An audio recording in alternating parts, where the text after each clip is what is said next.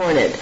And we haven't worked out the whole format for that show yet, and I'm really looking forward to that. Now, that's going to be during the week. It won't be on a Saturday. It will be during the week. And you'll be retired, so you will be available.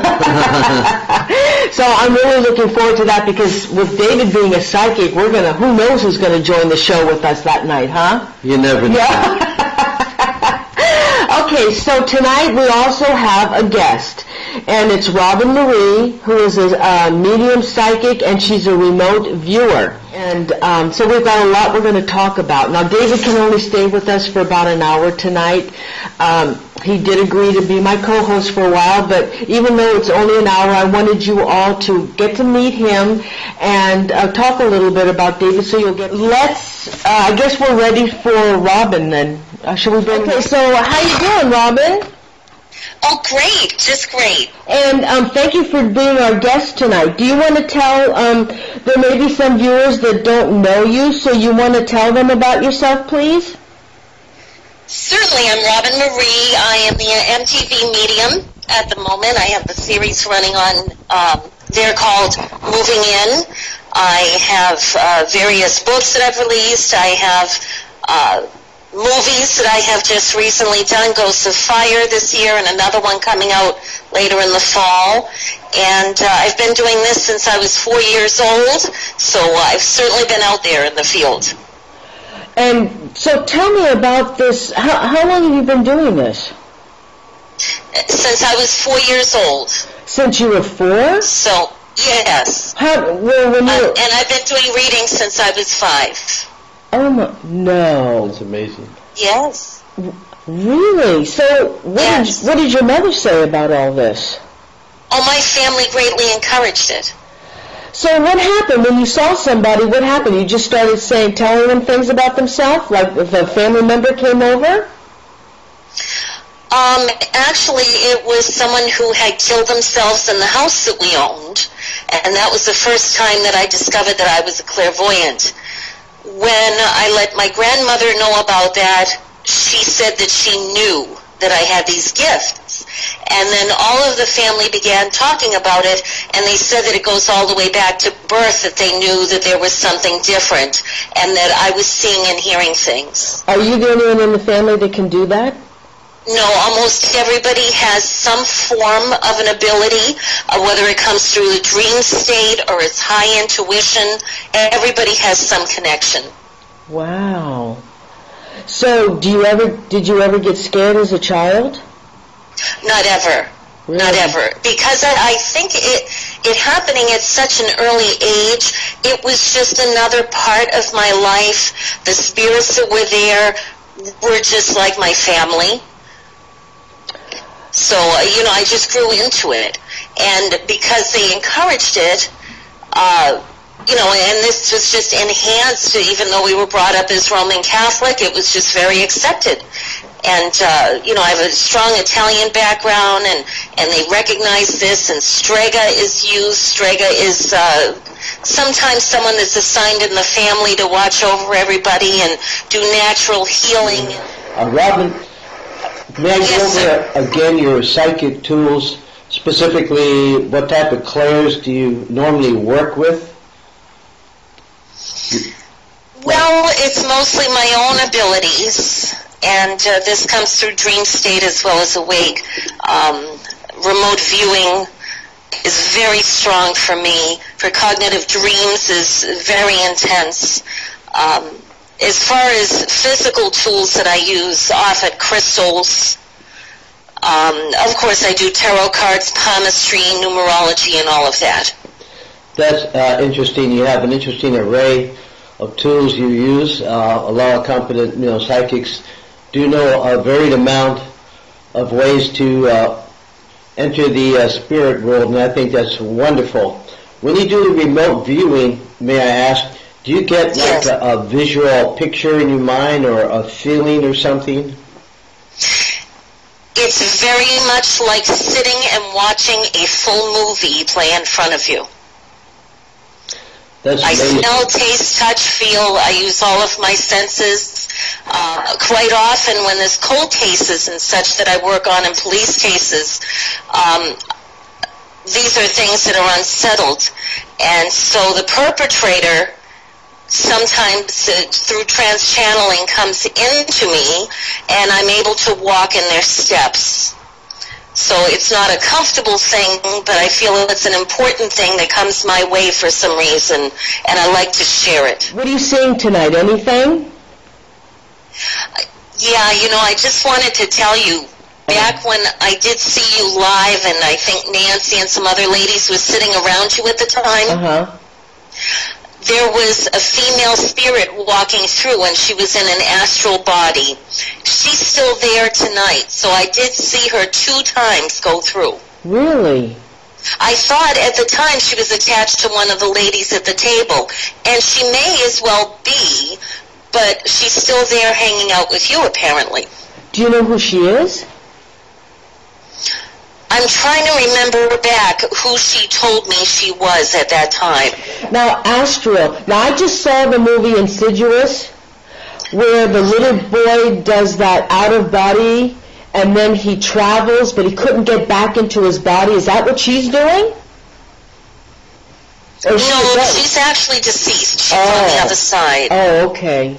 Huh. When I say astral, think of Casper. Okay, this is very light and airy, and you can see through the spirit. They're not solid like you are. Interesting. And I do see spirits that are in the etheric form, which is more solid like you are. Huh. The other day, yesterday for the first time since I've been in this house, my name was called. Usually, in the past I've been called Mommy, but this was a voice I had never heard before, and it was like a gruff voice. I didn't like the sound of his voice, and he said Norene, and it was gruffy and gravelly type. I never heard that voice before, but you know what, Robin? A couple of weeks ago, Nancy and gosh, it was an EVP session, and we played back our EVPs, and we got snorting like a pig. Did you watch us that night? He was snorting like a pig. And then what else did he do? Oh, and then he swore. Oh, yeah. We've never had that happen here before. Yeah, I wonder if that's that's the not same nice. guy. Actually, when I lived down in San Diego, I had a spirit that was oinking at me. Oinking? Yes, What's it the was oinking snorting about? like a pig. It was terrible. Why do they do that? What's that all about? Very offensive. But why? Why do they oink like a pig? Well, I really can't say I stopped and asked him why. I mean, obviously they have some issues going on.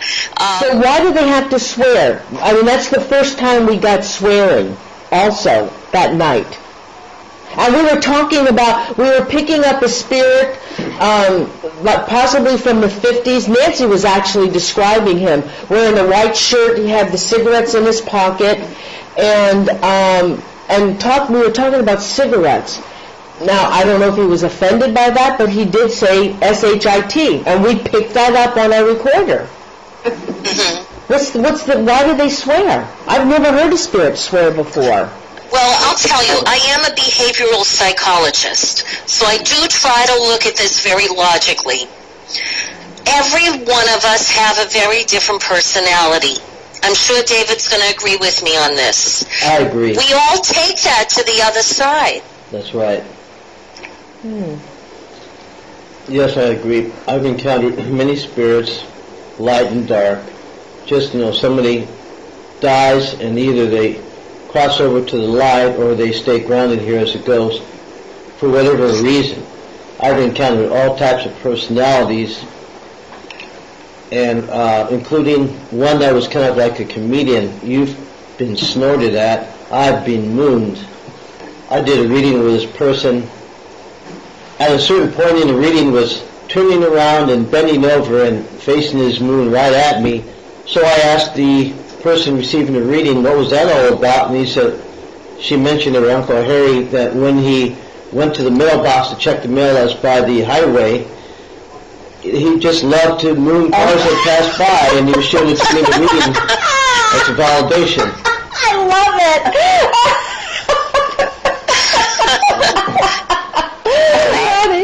there's a personality for you, and I agree. There are people that talk like sailors that crossed over. They don't care. They don't think that, there's anything special about crossing over, because when you die, you feel like you're alive. Your spirit body is your natural body anyway. This is a shell. So when they're on the other side, they're going to be themselves. Don't you agree, Robin? Absolutely, David. And as far as negative things coming at you in EVP, rare cases where people practice Satanism or something like that, there's demonic. You may get pigs snorting, growling, really filthy words or whatever, but those cases are really kind of rare, but it does happen. Okay, so do you think that EVP that we got with the snorting was a demon? I'd have to really look into it more, I have to listen to it, but to me, from what it sounds more like not demonic, but human with a sense of humor, and would be somebody you would call a smarty pants. So it's the same with the spirits. Yes, I totally agree. So that's probably most likely what it was. Oh, okay. Yeah, now as far as, if you ever encounter something demonic or around somebody that's either oppressed or possessed, both things are kind of different, or a place that is, then you're going to get poltergeist activity, real cold chills. You're going to feel scared because there's negative energy there.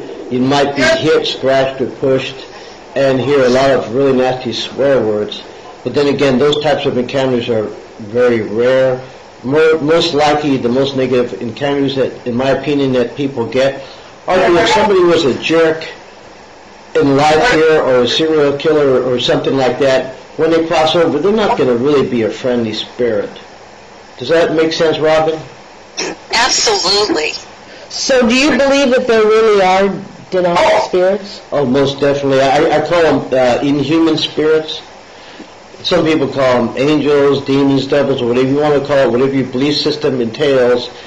Before human beings were created, there was the angels, and then there was, some people call them the jinn, or whatever type of race you want to call them, or fallen angels. They existed, and then man was created afterwards, and I suppose that the angels were willing to serve mankind and work with God, and I suppose these other beings did not want to bow before us because they had powers greater than humans, so they went the other way. And we don't know all the information, nobody does, as to why all this came about or how it came about, but we do know that there's always been a yin-yang, left-right, good-bad balance to the universe all the time. Does that make sense to you, Robin, as well? Yes, and I believe there has to be. I will state that Hans Holzer, who wrote the first book on ghost hunting in the United States back in the late 60s, he stated that a good ghost investigative team would have people with equipment, have a researcher, an investigator, and a medium there to have it as a balanced group there, so you're prepared for anything. But that's what he stated.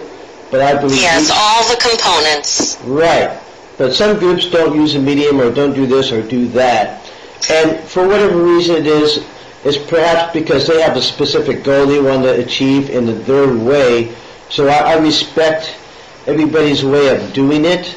However, I think that they should be open-minded. Should they encounter something like that, they should be able to contact a medium or an exorcist or demonologist or some other expert just in case they do run into problems. Are you around, honey? Can you get into Skype and talk to Robin and David and let them know what you do? Are you there? Well, I'm more empathic. I've been this way since I was 2 years old. My first communication was kind of like communicating for the dead to a living. Even like if people are sick and about to die and they can no longer talk, they will tell me what to tell the living, their last wishes and everything. I continued with this until I was about 16 years old. And then I had my first encounter with a bad spirit that asked me to kill my family. And I told them no, that I wouldn't do it, and it left. And after that, I wanted to shut down my abilities. I could stop there. I didn't have anybody there that could, help me with my gift or whatever. I didn't even know really what was going on. Oh, that's As I got older, I almost died 8 years ago, and my ability has came back triple. I mean, I'm like hounded all the time with spirits. These are more heightened now. Yes, much more. I have vision. They come more like black and white flashes that flash in front of me. I can hear spirits now with my own ears. I couldn't do that before. Before they came like in a dream state. Now, Allie, you practiced satanic rituals and whatever? Yes, what happened was when we moved into this house, there was one room in the house that they would not show us. They said that all their boxes are packed in there and you couldn't see anything anyway. We went ahead, we purchased the house, and when we moved in, this one back bedroom, the walls were covered partially in black, and there was writings all over the wall. I made the mistake not thinking and not really doing research on it. I used 4 cans of paint to try to cover up all the symbols. And after that, we started having really bad spiritual activity in the house. I mean, it affected me, my kids, everything. We have lived here now 8 years, and as long as that we don't communicate with it, it's pretty much leveled out. But my kids, they still get scared. They still want to sleep with me. One's 11, one's 9. Both my kids, too, have a gift. My oldest one sees more evil things. He can pick like murders and stuff out of pictures. My youngest one, he says he sees angels. It's just like a difference between night and day. And I'm also a reverend, and I think that's another reason why we are slowly attacked in here a lot, because, they don't like anything biblical read in here. I did one night on my show, I read a Bible, and the next day I got an EVP that was about 20 minutes long, telling me to stop it. It was angry with me, and it was in a mechanical voice, not a human voice. I was wondering, if I may ask her a question, if it was myself, I would have taken the drywall off instead of painting over the symbols if it didn't do any good. Threw away the drywall and put new drywall, and then I would try to have somebody come in and close the vortex to all that dark energy. Have you attempted to do any of those things? Yes, I've had 3 priests in there, I've had a shaman in there, I've had a Wiccan in there. Nothing seems to work. It just, it kind of dies down for a while, but then the activity picks up again. Well, as long as you and your children are safe, and you get maybe an irritation from them once in a while, at most I suppose it's not that bad. I wouldn't recommend living with something like that, but it's not for me to say. But at least everybody is safe, so that's got to be a good thing. Plus all the white light that you have around you and your children as well. They're picking up another male voice. Well, it's very possible.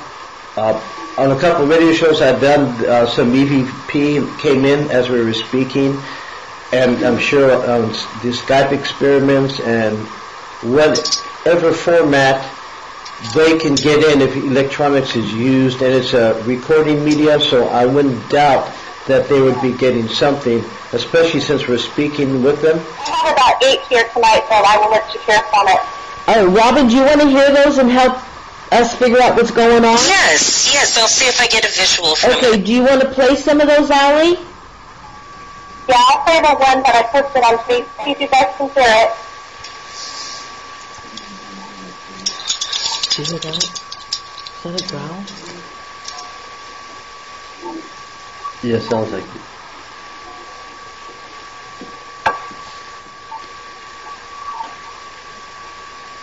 I thought I heard a growl. Actually, there was growls last night. Well, we thought we just heard a growl as well. Just now, a minute ago. Yes, that's right. Oh, do you guys hear that growl? Yep. I get this all the time. We do get a lot of growls.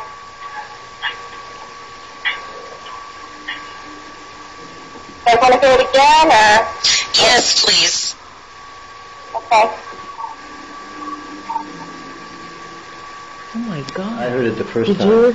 I didn't hear it this very Can much. you play it louder? I heard it. Is that a growl or a moan? Oh yeah, I hear it. Let me see if I can amplify it. I didn't touch just this, heard it. okay? There's nothing been done to the And that's definitely demonic. It's not. It's inhuman. It's an inhuman spirit. It's not a human spirit. They practice Satanism or the dark arts in a specific area, and not only does it open up a strong vortex to that particular part of the spirit world, but once they're there, they don't want to leave. They don't want to leave, and because when they go back to is not really a good place. They enjoy, it's like a relief, a break when they come into a person or into an area out of that area. And if they're sent back, they're sealed, they can't get back and they don't like it. So they try whatever they can to be out of that area.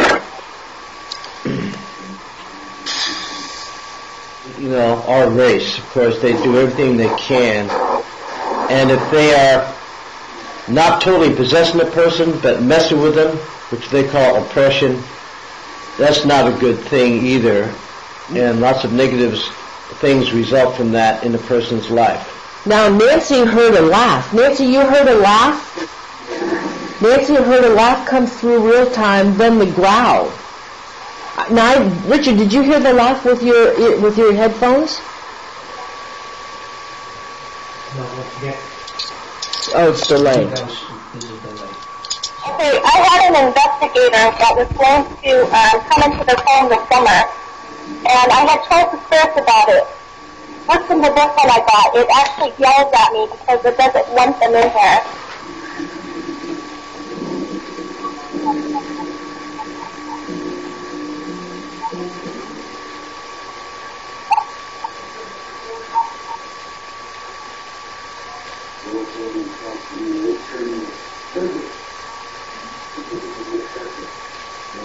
It yells at me to listen, and then it calls me a liar. Turn it up with the amplifier again.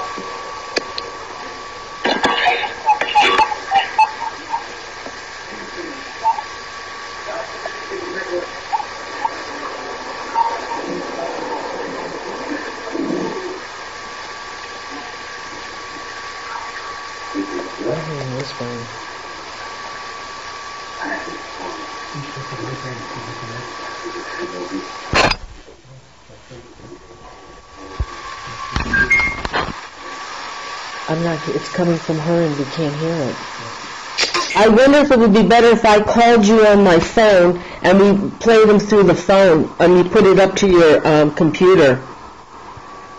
Okay, I can do that. I have a speakerphone. Do you have her number? Yeah, Mary's got my number. All right. Alrighty. So she lives in a house where they practice Satanism. So how can she get rid of this stuff that's going on in her house? It sounds like that it's attached to the property, so a professional exorcist would have to come in and actually exorcise the property, and they start at the one particular area and push the entity room by room until it's in the final area where they do the final exorcism, and they also say a mass there. There's specific things that professional exorcists will do, and they do it specifically to get rid of that from the home. And it can be done, but unfortunately there's not a lot of professional exorcists available, so they'd really have to look to find one. I have some links on my website. One called paranormalclergy.com, and they do help people like that. So if you want to look on my website link page, I do have some exorcists listed on there. Oh, I also do that myself. Oh, you do? But I take a different approach. What do you do, Robin? Well, as I was saying, as a behavioral psychologist, I take a very scientific and logical approach to this, and I treat them just as I would any other client that's very, very troubled. And so I am very successful in getting them to move on. That's wonderful. So I think that's a very logical way to approach it. And also, I feel there's a lot of power behind your approach as well. And I think that's awesome. Yes, and I want to say, as far as having an actual demonologist there, I have a background with the Catholic Church. I have worked there. I have 12 years of parochial school. I have a very strong sense of Christian faith, too. I'm not saying that you have to be Christian, but whatever your faith is, whatever your belief system is, I try to get people to turn to that, and therefore they cannot step in and attack you. That makes a lot of sense, and I think that people should listen to that, because it's the opposite of what's attacking them. And the opposite of what's attacking them is that of those prayers and everything, the faith. Yes, has power over the darkness. Okay, David has to leave, but he will be back on May 14th for his show with Paranormal Zone. And thank you so much for coming tonight. So now you've met David, and he will do his show with us on the 14th. Well, Allie, I give you credit for staying in there, because I don't think I could do it. It's not that we wanted to. We tried to sell the house because we wanted out really badly, and now this house is worth more than what it's worth. And so there's just no way out of it, really. Yeah, well, yeah, a lot of people are in that situation. So Allie, you're continuing to do these experiments in your home, but look what you're getting. Do you still want to continue to do that? I stopped when the activity starts getting bad. I mean, I know when to stop, because I've lived here so long and dealt with it. But I am an investigator. I am very interested in the spiritual world and what's on the other side. Robin, do you think that she should continue with the EVP work as long as she's getting with the bad activity that's going on? It's still there. They're still talking. They're still going through their walks in life on the other side. So you feel it's okay then that she can continue doing this kind of work at her home? Okay. Yes, and what I would tell investigators, of course, is not to provoke. Watch how you question them. So if you're asking the spirits questions, whether it's a demon or not, we still need to stay respectful and certainly not drag up any of the negativity that comes from them. Right. Okay, well, thanks, Allie, for joining us. I'm sorry we couldn't hear the EVPs, but I heard that one last night on Facebook, and it was clear as a bell. So thank you for having me. So thank you so much for joining us anyway, Allie. Thanks. Thank you. Thanks. Good night. Good night. Okay, Robin, here we go. Yes. You're on, girl. I'm back. Yeah. Okay, so I was talking with Robin earlier, and I was telling her how I came across, because I'm always stumbling over, looking for subjects and looking for some great shows and topics, and I came across an article. It was written by let me see if I can find his, Chris Parizo, and he writes on he's a contrarian media. He's their paranormalist, the resident paranormalist, and he writes articles on this website. And I came across it. It's called The Hauntings of Auschwitz and Other Concentration Camps. Well, I've always been fascinated with the concentration camps. And I've always wondered, there has to be spirits lingering on, but really, and that's a given, because I think any place where there's tragedy, you're going to have a lot of spirits still hanging there. But the one thing that there was an article on the side of it, and it was dead mother comes to woman in dream and helps her escape from the Nazi death camp. So I got to wonder, or think there must be other people out there that were helped from the other side to escape danger. Now, I didn't get to investigate any further on the internet or Google, but I did come across this article which intrigued me. And of course, I got interrupted, so I couldn't finish reading the article. But then when I told you, Robyne, about it, you were telling me how you went into a past life regression. Tell the viewers about that. It's very fascinating. I know, it was very strange that you brought that up to me. It's actually a very sensitive subject. For most of my life, I had been moved a great deal by the Holocaust and people who are under religious persecution. And I know everybody as a human being, we're all very sensitive to those things. We're very compassionate to see any genocide or something like that happen. But to me, there were specific details related to it that I was having repetitiously in dreams since I was 4 or 5 years old as my abilities started to develop. And I was telling my family about them. And, I was going back around the concentration camps. I was remembering a church that I lived next to, and I was walking through the church courtyard and everything, and I used to plant flowers there, and I could smell them in my dream. I could almost taste scents and things that were coming through the air. It was so vivid, and I had that most of my life.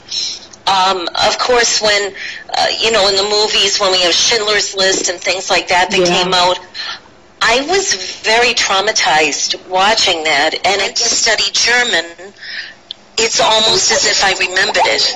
I picked it up in, days. It was just incredible.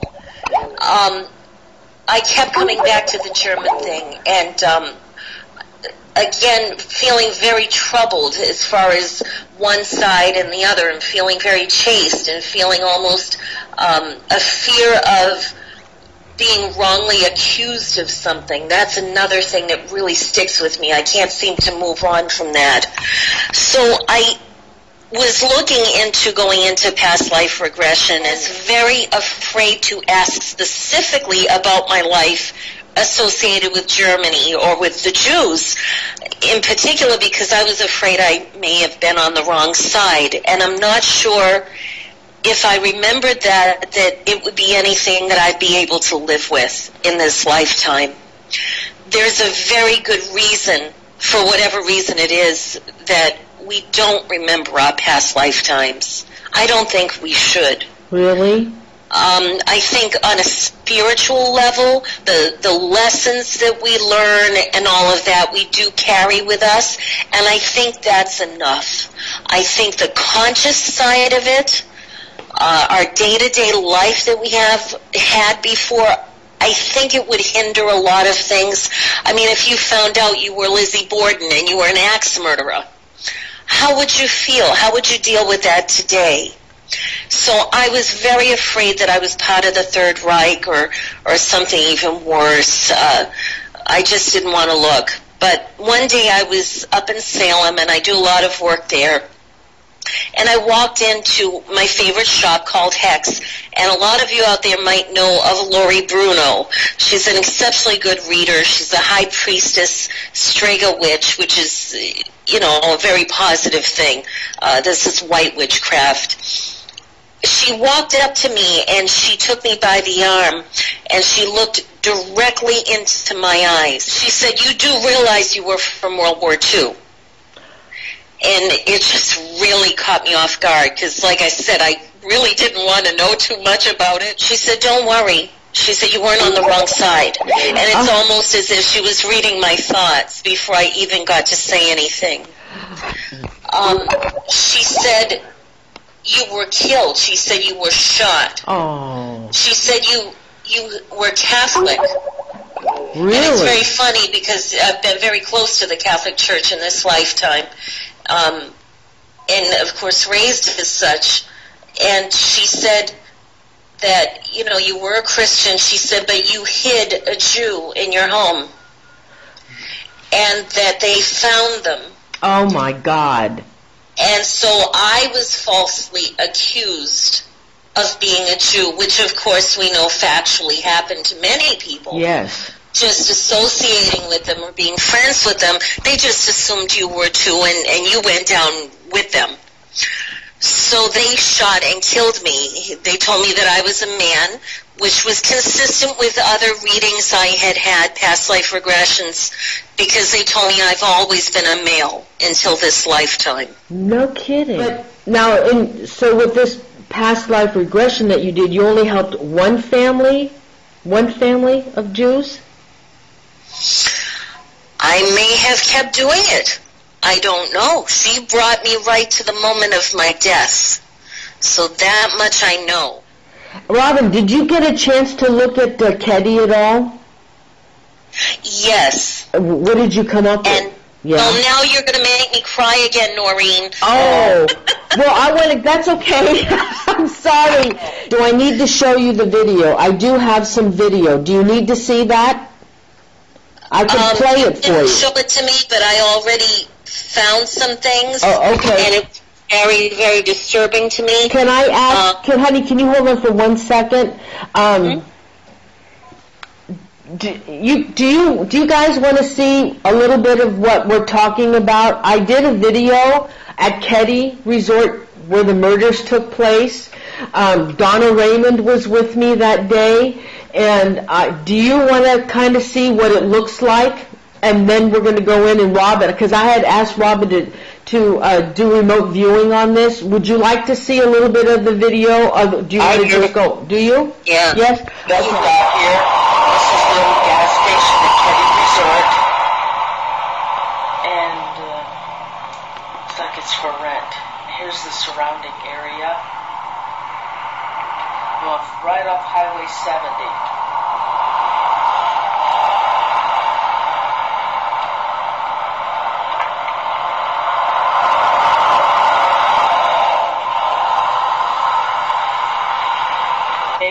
I am at the resort at Keddie.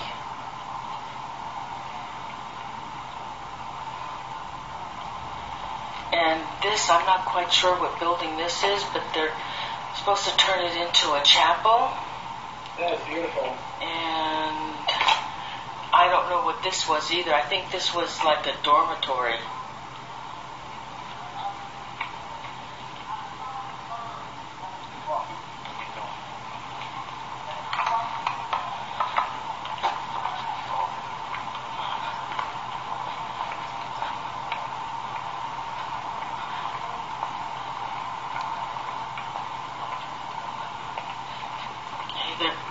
New owners, and they're going to refurbish this whole area.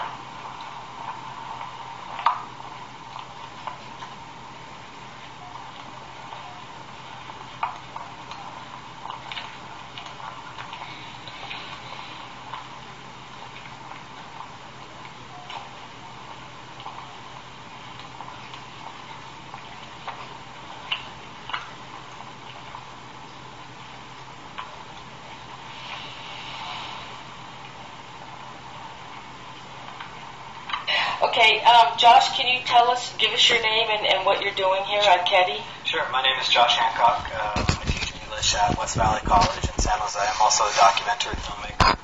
And we're here in Keddie today to continue to explore the story of the Keddie murders. We've done a documentary, part 1, to the story. We've also published a book about the Keddie murders, and now we're in the middle of part 2. And that's why we're here today, to continue to look into the story, to find out if there are any spirits or entities in the area. But then we're also just in Plumas County in general to talk to people who might be able to tell us more about the murders. How did you get involved with the Keddie murders? I teach an English class, and there was a true crime project. And this is many, many years ago. And I assigned to my students a project that was pretty extensive. And they didn't want to do it. It requires a lot of research and a lot of effort. So I told them that I would do a project too, along with them. And that meant, though, that I had to find a true crime to look into.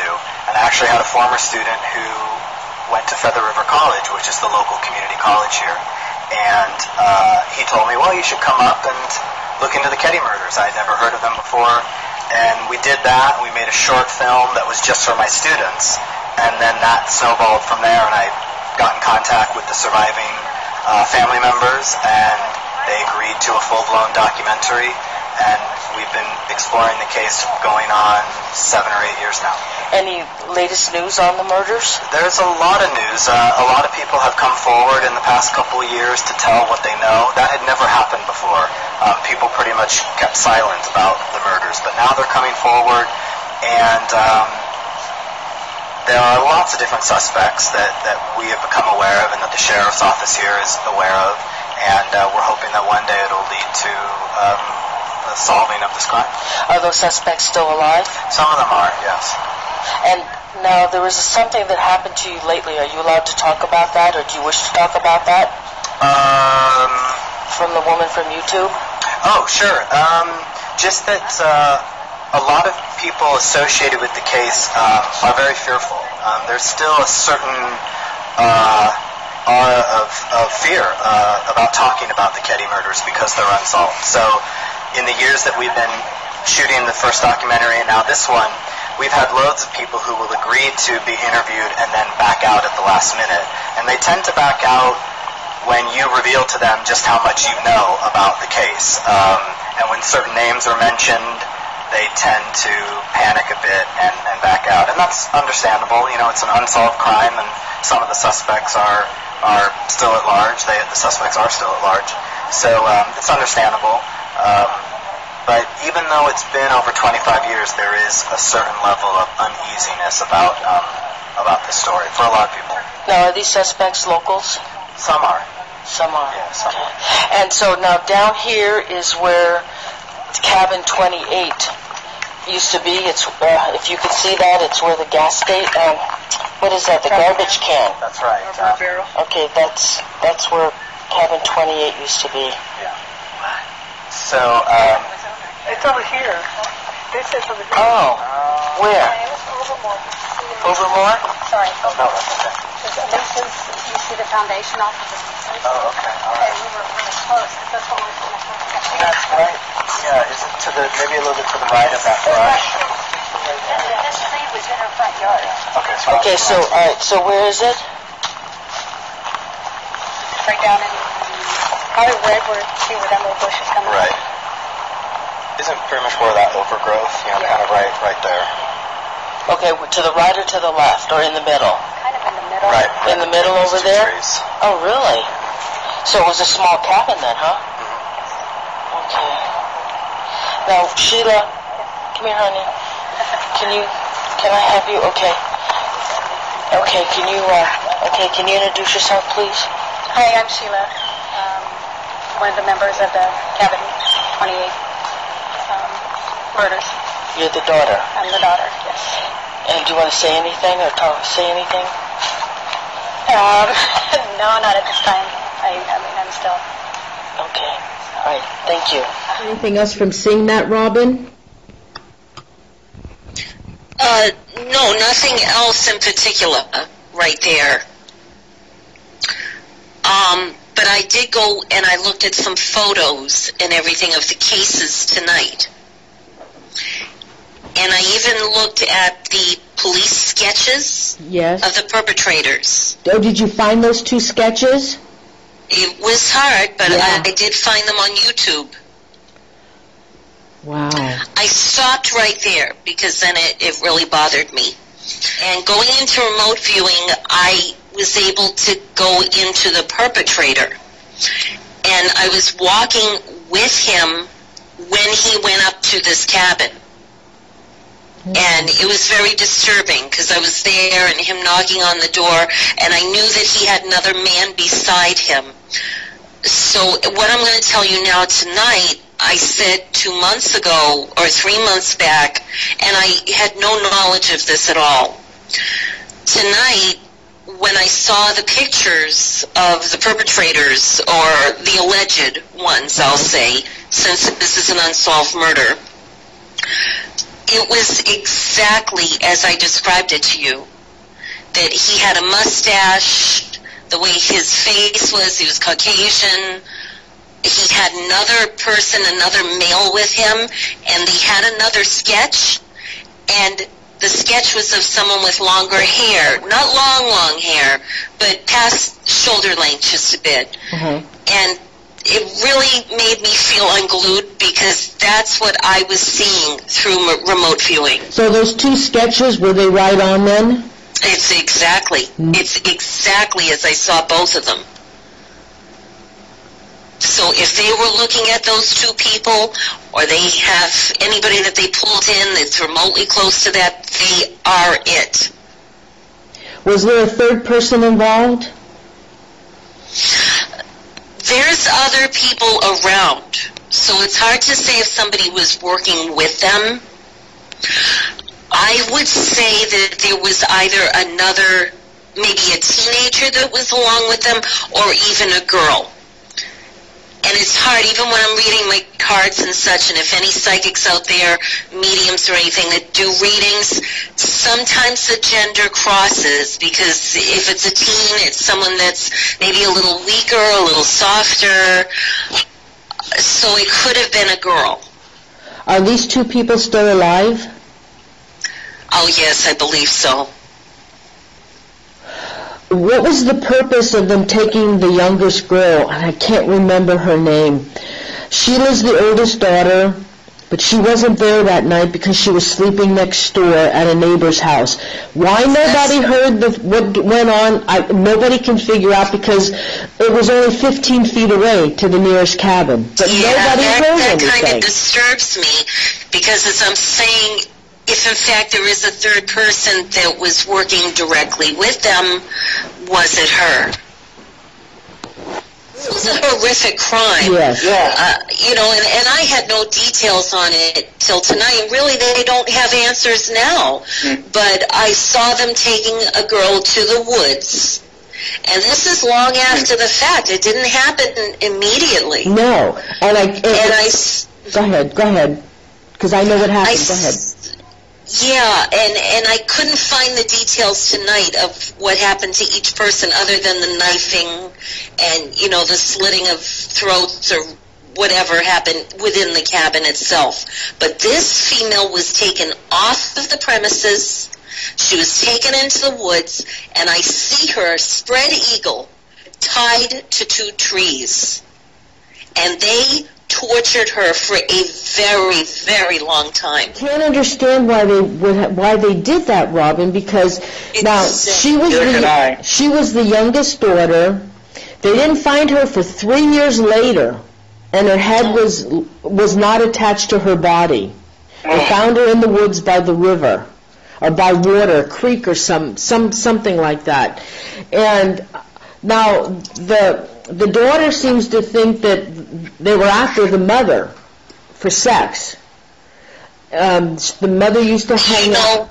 Yeah. See, I feel that too. I feel there was some kind of unrequited desire for sex that happened. Either he was with somebody and they decided to go there because they knew the mother maybe had a little colorful lifestyle going, and they thought that she might be interested in taking them in, and I don't think that happened the way they tape on they were duct taped. They were okay, so I know they were duct taped, and I know they were all tied up. And they must have used duct tape too as well to tie them all up. Now the thing about it is, it was not a forced entry. So obviously she let them in the door. Now she may have known them, I don't know. But why they took the youngest daughter, nobody can figure that out. Why did they take the youngest little girl and do what they did to her? What the hell? Were they on drugs? Is that why they did it? You know, I would like to let people off by saying that, you know, they were under the influence of some substance. But unfortunately, it's funny because one of your people in the chat room right now said, how demonic. That's why I have a problem with that label on a spiritual level, because forget about demons on the other side. This demon's right here in life. Just horrific things that people are capable of doing. Yep. And it's very surprising what a family in particular will do for each other and not cry out for help or not walk away from something that's so horrific that's happening to them out of fear that the other person would be hurt. Well, panic does strange things to people. Well, Robin, honey, the strange thing about this is there were 3 children in the other room. They did not touch those 3 little boys. And if they killed everybody else, it's amazing to me why they didn't touch the other 3 little boys. Now, one of those little boys saw the murderer, and they had to have been aware of that something was going on. So we're thinking that one of those fellas went back into the room, told them to stay in there, not to come out.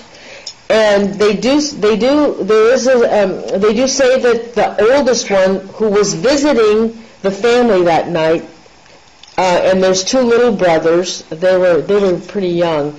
This other kid was about 7, I believe, and I believe they said that this little boy knows who they are, and I think that's where the sketches came from. I think he was hypnotized. It has to be. Yeah, I believe that's where the sketches came from, that he was hypnotized and he described. And they're saying that this little boy knows who it is, but to this day he won't tell anyone. It's hard to separate my logical mind from what's going on spiritually. Yeah. In this case, I'm going to work further on it.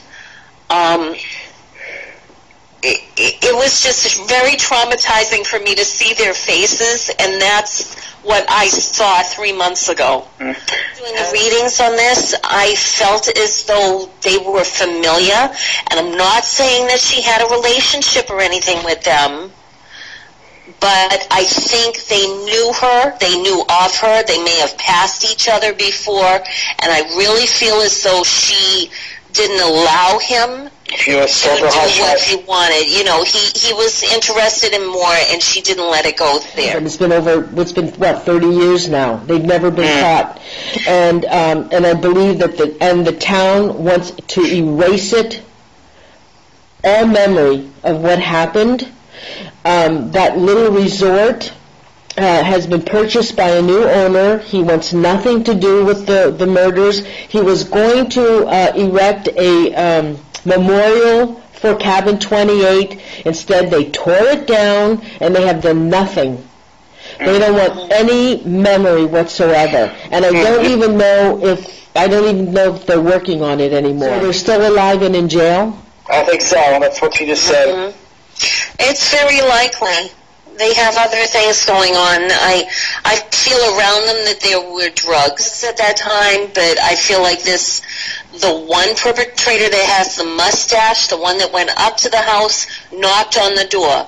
That's what I see. And the last visual I get is that they open the door, and that's where everything stops for me.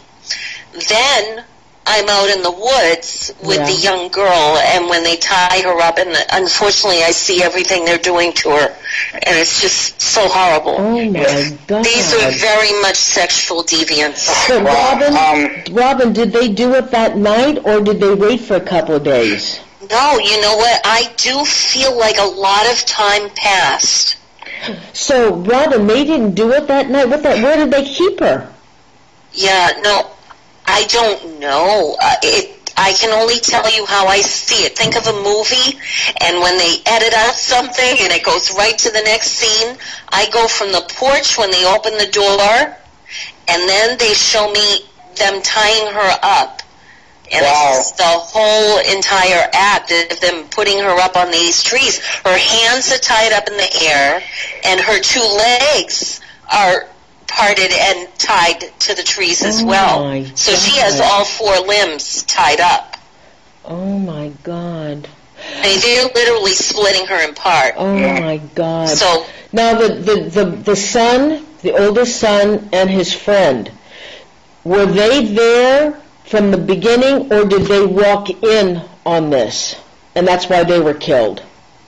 Well, they were killed anyway. They were killed with the mother.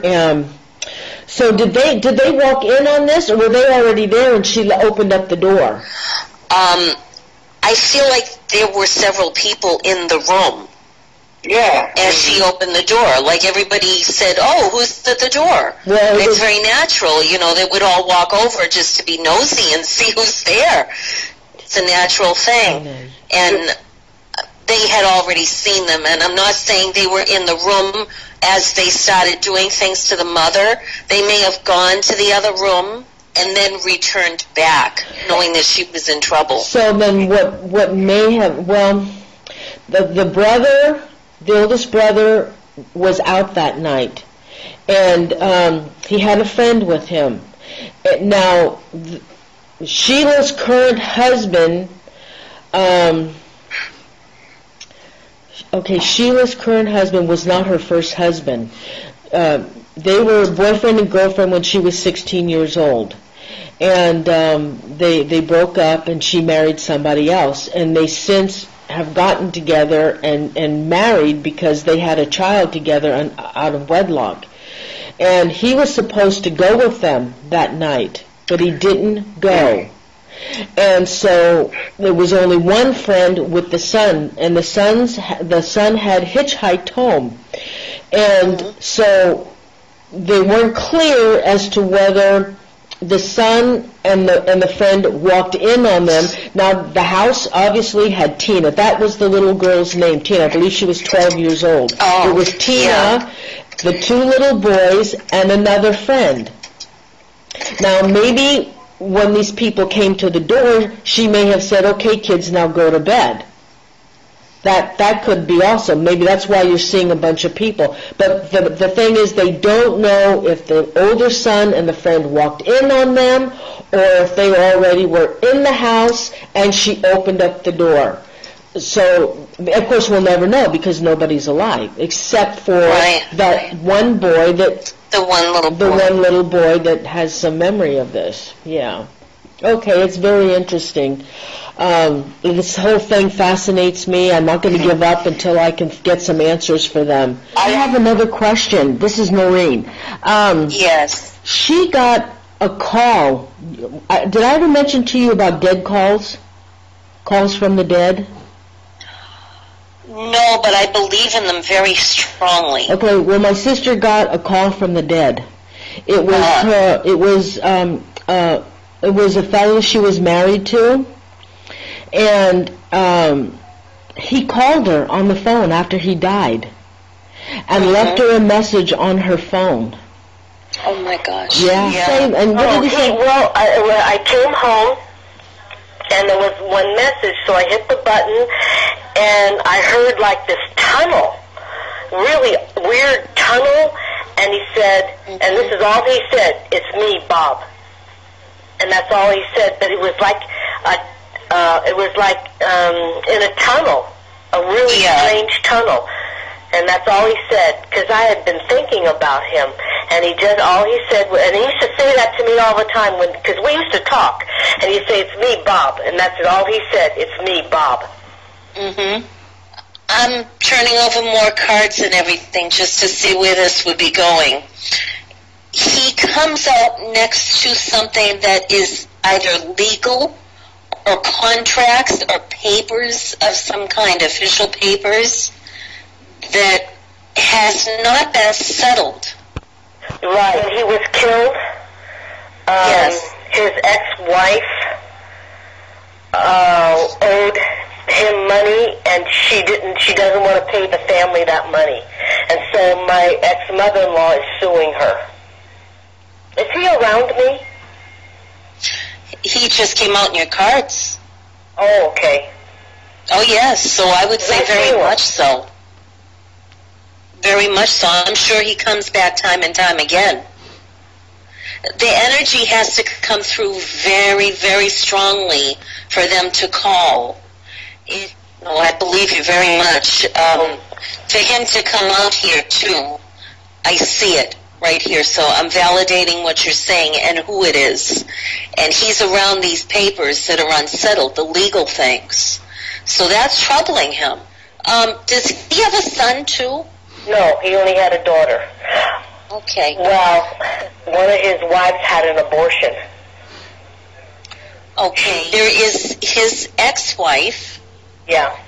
There is you, and you're on total opposite ends here, and there's a boy and a girl right in the middle. I'll be darned. Well, that was... Robyne, can we communicate, can my team communicate with Bobby through our EVP sessions? Because I know they can come through. Is there a way that we can contact Bobby through our EVP sessions? Absolutely. Okay, we'll do that. So, hey, Robyne, so you're using cards for the readings, honey? I have all of my crystals here. I pick them up. Sometimes I do scrying through them, like a crystal ball. But I have many, many different small types of stones that I've collected in my travels. Meditation actually helped me get to where I am today, or as God or whoever say, hey boy, get off your ass. Because I feel like my life is going to change. I'm taking a look for you. All right. You know, I always start with some things that we have to deal with in the past. Yeah. And we have to deal with them for us to move forward. Yeah. So that's why I bring them up. Okay. I'm just going to say this very briefly. All right. Where's your father? He is in Vermont. Might as well be dead. That's our issue. Well, thank you. There's the answer right there. So you know where I was going with this. Yeah, yeah. I'm very careful how I say it. Yeah. It is a great reflection on where you are going romantically with your life. I'm new to this whole relationship, and it's getting to the point now where women I'm meeting all these new friends, and they're accepting me. I wish I had this problem in high school. I mean, in high school, I was in front of the computer, and nobody wanted to be around me, and you know, all my friends were jocks, and I'm like, you know, I didn't care for football, but you know, that's a long time ago. That was back when Norene and the Balovich were number one. So, 1994. I miss the 90s, good era for music. Trying to become the person from being somebody that mother wants to control to me control. Well, not necessarily. I don't want to control people. I don't do that. But I want to have her in my care, and eventually, when I do say, do you take this woman to be your lovely little wife? Which I do feel is, yeah, I do need to be more independent, but and I'm working towards it. I need to be able to drive. I need to and forget a job here. I mean, that's kind of why I want out of Florida. There's nothing. So, no. Can I make you laugh? More? I'm going to make you laugh. You don't mind? No. This is my show at the second. Do you guys have any other questions before I call it a night? Okay, well, hey guys, it's late for Robyne, and it's almost 11 o'clock here, and I think we're going to call it a night. Robyne, you stay on, honey. And so I'm going to thank you so much for joining Paranormal Zone TV tonight, and thank you, Robyne, so much for joining us. It was a pleasure having you, and thank you for doing the readings. My pleasure. And Rob, thank you so much with Skype. Anytime. Good night, Rob. Thank you very much. Thanks. Thank you. Bye. Bye. Robyne, you still